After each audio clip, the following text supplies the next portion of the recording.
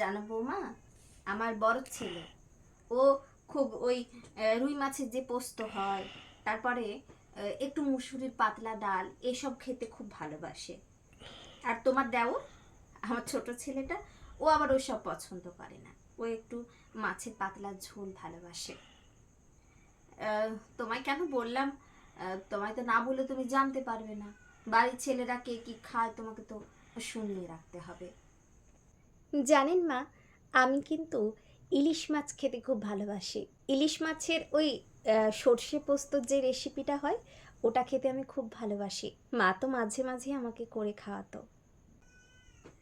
মেয়েদের আবার শখ সাধ বৌমা, এই যে আমারই কত শখ সাধ ছিল, তা বিয়ে হয়েছে সব বিসর্জন দিয়েই বসে আছি। নিজেদের আর কি শখ সাধ হয়? বাড়ির ছেলেরা যা ভালোবাসে সেটাই মেয়েদেরকে সোনা মুখ করে খেয়ে নিতে হয়। আর ওসব কথা জেনেই বা কি করবো বলো তো?